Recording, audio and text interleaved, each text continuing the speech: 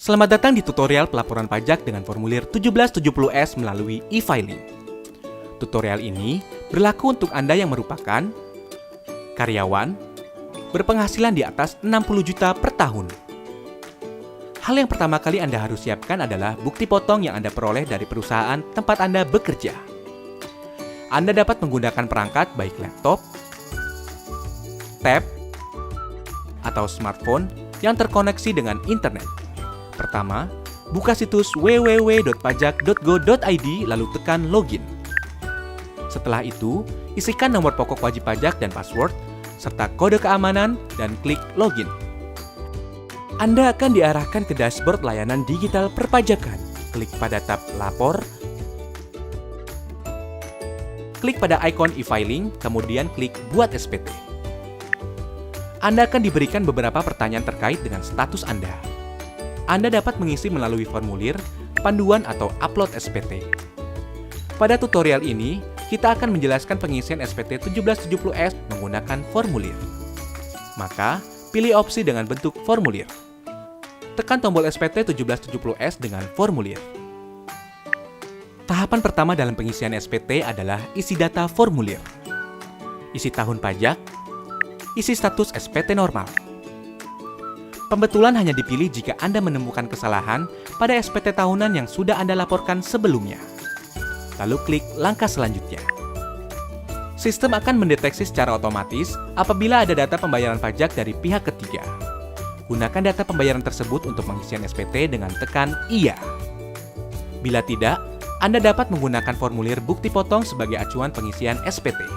Pada lampiran 2, pada bagian A, isikan data penghasilan final. Pastikan data penghasilan final yang terekam telah sesuai dengan bukti potong yang Anda terima. Jika ada bukti potong yang belum terinput, klik Tambah. Pilih sumber penghasilan, isikan nilai penghasilan bruto dan PPh terutang. Anda juga dapat mengubah atau menghapus data yang Anda rekam bila terjadi kesalahan.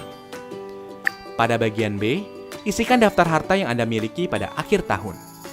Data harta yang telah Anda input pada tahun sebelumnya dapat Anda tampilkan kembali melalui menu Harta pada SPT tahun lalu dan lakukan penyesuaian.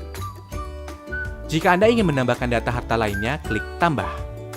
Pilih kode harta sesuai dengan jenis harta, isikan keterangan nama harta dan tahun perolehan. Pada kolom harga perolehan, cantumkan nilai pada saat Anda memperoleh harta. Ingat, saat memperoleh harta. Isikan deskripsi lebih lanjut pada kolom keterangan. Pada bagian C, isikan daftar utang pada akhir tahun.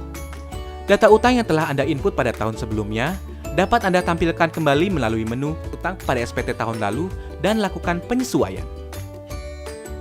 Jika Anda ingin menambahkan data utang lainnya, klik Tambah.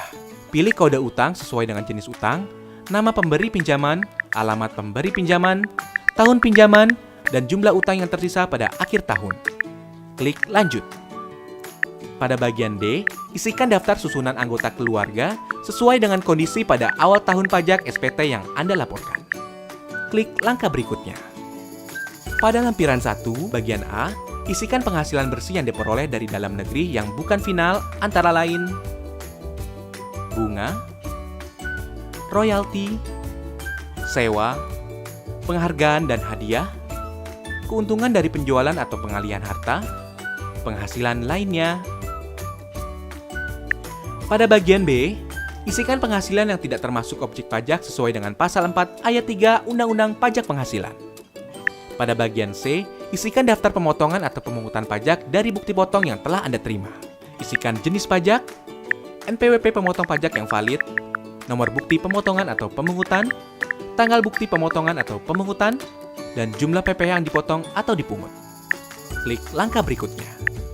Pada induk SPT, isikan data identitas berupa status perkawinan, status kewajiban pajak suami atau istri, dan NPWP suami atau istri jika diperlukan. Pada bagian A, poin 1, isikan penghasilan neto dalam negeri sesuai dengan bukti potong yang Anda terima. Poin 2 akan otomatis terisi dari data yang telah Anda isikan pada lampiran sebelumnya. Pada poin 3, isikan penghasilan neto luar negeri. Pada poin 4, penghasilan neto akan dijumlahkan secara otomatis. Pada poin 5, isikan jumlah zakat yang Anda bayarkan kepada lembaga zakat yang telah disahkan oleh pemerintah. Poin 6 akan terisi otomatis. Pada bagian B, pilih status perkawinan dan isikan jumlah tanggungan sesuai dengan bukti foto. Maka, nilai penghasilan tidak kena pajak akan terisi secara otomatis.